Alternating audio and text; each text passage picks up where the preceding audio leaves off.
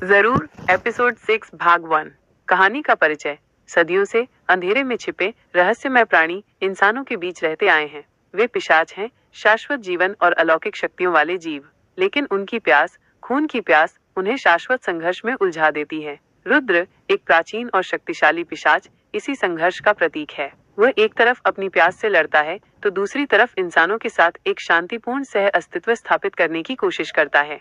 लेकिन क्या यह संभव है? क्या रुद्र अपनी आंतरिक राक्षसों पर काबू पा सकेगा या वो अंधेरे में खो जाएगा?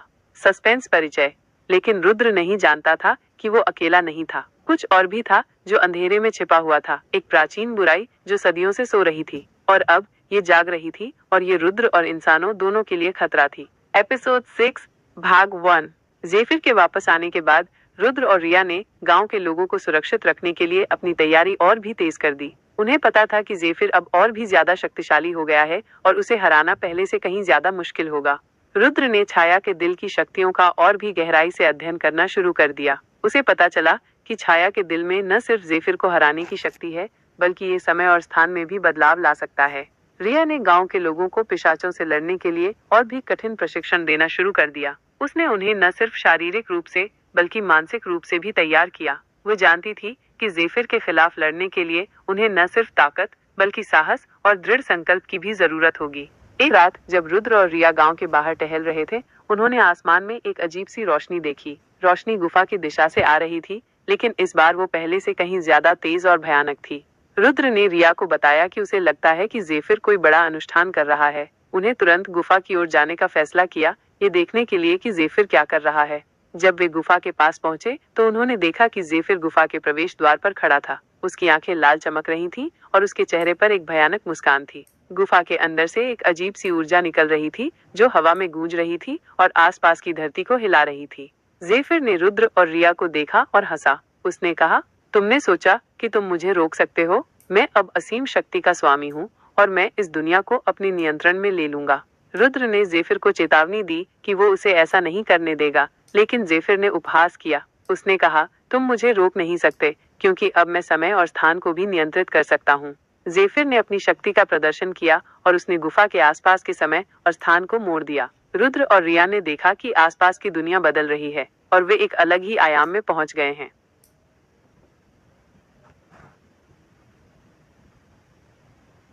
जरूर। एपिसोड 6 भाग 2। ज़ेफिर की शक्ति से समय और स्थान के मुड़ने के बाद रुद्र और रिया ने खुद को एक अजीब और विकृत दुनिया में पाया। आसपास का परिदृश्य परिचित होने के साथ साथ विचित्र भी था। पेड़ और चट्टानें अजीब कोणों पर झुकी हुई थीं और आकाश में कई चांद और सूरज एक साथ चमक रहे थे। रुद्र ने रिया को सतर्क रहने के लिए कहा। उन्होंने महसूस किया कि ज़ेफिर ने उन्हें एक समानांतर आयाम में भेज दिया था, जहां वो अपनी शक्तियों का पूरी तरह से उपयोग कर सकता था। इस आयाम में भौतिक नियम अलग थे और ज़ेफिर का प्रभाव और भी शक्तिशाली था। ज़ेफिर ने उनकी उपस्थिति का मजाक उड़ाया। उसकी आवाज हवा में गूंज रही थी। उसने कहा, यहाँ मैं ही शासक हूँ। यहाँ तुम मेरी शक्तियों से बच नहीं सकते। रुद्र ने ज़ेफिर से लड़ने के लिए अपनी पिशाच शक्तियों का उपयोग किया, लेकिन ज़ेफिर ने आसानी से उसके हमलों को रोक दिया। ज़ेफिर ने रुद्र पर पलटवार किया और रुद्र को बचने के लिए संघर्ष करना पड़ा। रिया ने देखा कि रुद्र ज़ेफिर से लड़ने में कठिनाई महसूस कर रहा है। उसने छाया के दिल को उठाया और ज़ेफिर पर एक ऊर्जा किरण छोड़ी, लेकिन ज़ेफिर ने किरण को आसानी से रोक दिया और रिया पर हमला करने के लिए आगे बढ़ा। रुद्र ने रिया को बचाने के लिए ज़ेफिर को रोका। उसने ज़ेफिर को चेतावनी दी कि वो रिया को नुकसान नहीं पहुंचा सकता। ज़ेफिर ने हंसते हुए कहा, यहाँ मैं जो चाहूँ कर सकता हूँ। यहाँ कोई नियम नहीं है। ज़ेफिर ने रुद्र और रिया को बताया कि उसने इस आयाम को अपनी इच्छा के अनुसार बनाया है। उसने कहा, यहाँ मैं समय को रोक सकता हूँ, मैं वास्तविकता को बदल सकता हूँ और मैं तुम दोनों को हमेशा के लिए नष्ट कर सकता हूँ। रुद्र और रिया ने महसूस किया कि उन्हें ज़ेफिर को रोकने के लिए कुछ अलग करना होगा। उन्हें पता था कि वे ज़ेफिर को उसकी शक्तियों से सीधे नहीं हरा सकते।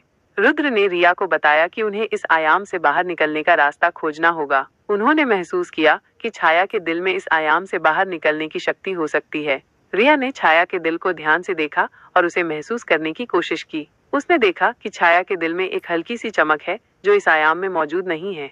रुद्र ने रिया को बताया कि उन्हें उस चमक का पीछा करना होगा। उन्हें लगता है कि वो चमक उन्हें इस आयाम से बाहर निकलने का रास्ता दिखा सकती है।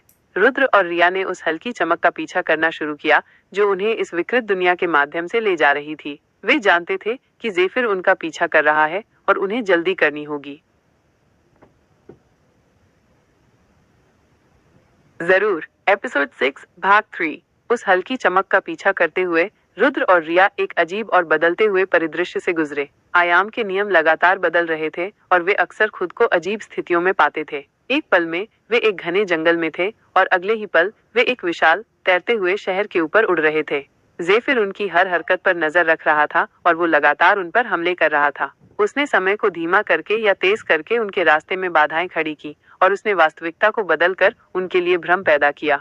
रुद्र और रिया ने एक दूसरे की मदद की और उन्होंने अपनी शक्तियों का उपयोग करके जेफिर के हमलों से बचने की कोशिश की। रुद्र ने अपनी पिशाच शक्तियों का उपयोग करके जेफिर के हमलों को रोका और रिया ने छाया के दिल से ऊर्जा किरणें छोड़ी। लेकिन जेफिर की शक्ति इतनी बढ़ गई थी कि उनके हमले ज्यादा असरदार नहीं हो रहे थे। उन्हें एहसास हुआ कि उन्हें जेफिर को हराने के लिए कुछ और करना होगा। रिया ने छाया के दिल को ध्यान से देखा और महसूस किया कि उसमें एक और शक्ति छिपी हुई है। उसने रुद्र को बताया कि उसे लगता है कि छाया के दिल से इस आयाम में बदलाव किया जा सकता है। रुद्र ने रिया को बताया कि यह एक खतरनाक विचार है, लेकिन उन्हें कोई और रास्ता नहीं दिख रहा था। उन्होंने रिया को सावधानी बरतने के लिए कहा, क्योंकि इस आयाम में बदलाव करने से अप्रत्याशित परिणाम हो सकते थे। रिया ने छाया के दिल को अपनी ऊर्जा से भर दिया और उसने इस आयाम में बदलाव करना शुरू कर दिया। उसने वास्तविकता को बदलकर जेफिर के हमलों को बेअसर कर दिया और उसने उनके लिए एक सुरक्षित रास्ता बनाया। जेफिर क्रोधित हो गया और उसने रिया पर एक शक्तिशाली हमला किया, लेकिन रिया ने छाया के दिल से एक सुरक्षात्मक ढाल बनाई और उसने जेफिर के हमले को रोक दिया। रुद्र ने इस अवसर का लाभ उठाया और उसने जेफिर पर एक पलटवार किया। उसने जेफिर को इस आयाम के एक अस्थिर हिस्से में धकेल दिया जहां वास्तविकता लगातार बदल रही थी। जेफिर असहाय हो गया और वो इस अस्थिर वास्तविकता में फंस गया। रुद्र और रिया ने देखा कि जेफिर धीरे धीरे गायब हो रहा है और वे जानते थे कि उन्होंने उसे अस्थायी रूप से हरा दिया है। लेकिन वे जानते थे कि जेफिर वापस आएगा और उन्हें उसके लिए तैयार रहना होगा। उन्होंने इस अस्थिर आयाम से बाहर निकलने का रास्ता खोजना शुरू कर दिया और वे जानते थे कि उन्हें जल्दी करनी होगी। जरूर। एपिसोड 6 भाग 4। जेफिर को अस्थिर आयाम में फंसाने के बाद रुद्र और रिया ने जल्दी से उस हल्की चमक का पीछा करना शुरू किया जो उन्हें इस विकृत दुनिया से बाहर ले जा सकती थी। वे जानते थे कि जेफिर जल्द ही वापस आ जाएगा और उन्हें समय रहते इस आयाम से निकलना होगा। उस चमक का पीछा करते हुए वे एक अजीब और भ्रमित करने वाले परिदृश्य से गुजरे। समय और स्थान लगातार बदल रहे थे और उन्हें अक्सर खुद को अजीब और खतरनाक स्थितियों में पाते थे। एक पल में वे एक तैरते हुए द्वीप पर थे और अगले ही पल वे एक अंधेरे और ठंडे समुद्र में डूब रहे थे। रुद्र ने अपनी पिशाच शक्तियों का उपयोग करके उन्हें खतरों से बचाया और रिया ने छाया के दिल का उपयोग करके उनके लिए रास्ता बनाया। वे एक दूसरे की मदद करते रहे और वे कभी भी उम्मीद नहीं हारे। अंत में वे एक ऐसी जगह पर पहुंचे जहां चमक सबसे तेज थी। उन्होंने देखा कि चमक एक पोर्टल से आ रही थी जो उन्हें वापस अपनी दुनिया में ले जा सकती थी। लेकिन जैसे ही वे पोर्टल के पास पहुंचे, जेफिर वापस आ गया। उसने किसी तरह अस्थिर आयाम से खुद को मुक्त कर लिया था और वो अब और भी ज्यादा क्रोधित और शक्तिशाली था। जेफिर ने रुद्र और रिया पर हमला किया और उन्होंने पोर्टल तक पहुंचने के लिए संघर्ष किया। जेफिर ने समय को रोक दिया और उसने वास्तविकता को बदलकर उनके लिए भ्रम पैदा किया।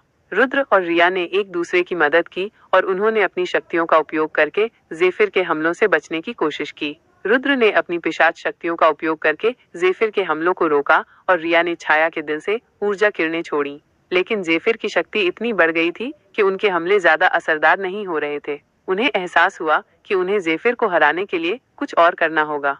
रिया ने छाया के दिल को ध्यान से देखा और महसूस किया कि उसमें एक और शक्ति छिपी हुई है। उसने रुद्र को बताया कि उसे लगता है कि छाया के दिल से जेफिर को हमेशा के लिए नष्ट किया जा सकता है। रुद्र ने रिया को बताया कि यह एक खतरनाक विचार है, लेकिन उन्हें कोई और रास्ता नहीं दिख रहा था। उन्होंने रिया को सावधानी बरतने के लिए कहा, क्योंकि छाया के दिल की शक्ति अनियंत्रित हो सकती थी।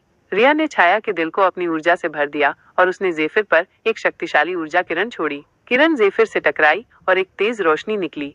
जेफिर चीखा और वो गायब हो गया। रुद्र और रिया ने देखा कि जेफिर की ऊर्जा धीरे धीरे गायब हो रही है और वे जानते थे कि उन्होंने उसे हमेशा के लिए नष्ट कर दिया है। पोर्टल खुल गया और रुद्र और रिया वापस अपनी दुनिया में चले गए। वे थके हुए और घायल थे, लेकिन उन्होंने जेफिर को हरा दिया था और उन्होंने दुनिया को एक बड़ी बुराई से बचा लिया था।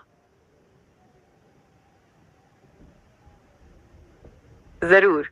एपिसोड 6 भाग 5। जेफिर के नष्ट होने के बाद रुद्र और रिया पोर्टल से गुजरकर वापस अपनी दुनिया में आ गए। वे एक शांत और परिचित जंगल में पहुंचे जहां सूरज की रोशनी पेड़ों के बीच से छनकर आ रही थी। उन्हें राहत महसूस हुई कि वे आखिरकार जेफिर के विकृत आयाम से बाहर आ गए थे।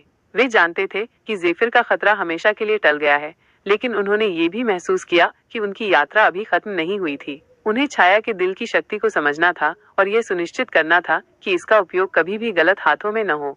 वे गांव की ओर चल पड़े, जहां लोग उनकी वापसी का इंतजार कर रहे थे। गांव में पहुंचकर उन्होंने देखा कि लोग शांति और खुशी से रह रहे थे। जेफिर के खतरे के टल जाने से उन्हें एक नई उम्मीद मिली थी। रुद्र और रिया ने गांव वालों को जेफिर के नष्ट होने की खबर दी और उन्होंने छाया के दिल की शक्ति के बारे में बताया। गांव वालों ने उन्हें धन्यवाद दिया और उनकी बहादुरी की सराहना की। रुद्र ने छाया के दिल को एक सुरक्षित स्थान पर रखने का फैसला किया। उसने गांव वालों को बताया कि ये कलाकृति बहुत शक्तिशाली है और इसे केवल तभी उपयोग किया जाना चाहिए जब कोई गंभीर खतरा हो। रिया ने गांव वालों को पिशाचों और इंसानों के बीच शांतिपूर्ण सह अस्तित्व के बारे में बताया। उसने उन्हें बताया कि सभी पिशाच बुरे नहीं होते हैं और वे इंसानों के साथ मिलकर रह सकते हैं। गांव वालों ने रिया की बात सुनी और उन्होंने पिशाचों के प्रति अपना दृष्टिकोण बदलने का फैसला किया। उन्होंने रुद्र और रिया को बताया कि वे पिशाचों का स्वागत करने के लिए तैयार हैं, अगर वे शांति से रहना चाहते हैं। रुद्र और रिया ने गांव वालों की उदारता की सराहना की। उन्होंने फैसला किया कि वे गांव में रहकर लोगों की मदद करेंगे और उन्हें पिशाचों के बारे में शिक्षित करेंगे। उन्होंने गांव में एक स्कूल खोला, जहां वे बच्चों को पिशाचों के इतिहास और संस्कृति के बारे में पढ़ाते थे। उन्होंने गांव वालों को पिशाचों से लड़ने के लिए प्रशिक्षित किया और उन्होंने उन्हें अपनी सुरक्षा के लिए रणनीति सिखाई। गांव में शांति और सद्भाव का माहौल था। रुद्र और रिया ने देखा कि उनका सपना धीरे धीरे सच हो रहा था। पिशाच और इंसान एक साथ शांति से रह रहे थे और वे एक दूसरे की मदद कर रहे थे। लेकिन रुद्र और रिया जानते थे कि दुनिया में अभी भी खतरा मौजूद है। उन्हें पता था कि उन्हें हमेशा सतर्क रहना होगा और उन्हें बुराई से लड़ने के लिए तैयार रहना होगा। उनकी यात्रा अभी खत्म नहीं हुई थी और वे जानते थे कि उन्हें अभी भी बहुत कुछ सीखना और करना बाकी है।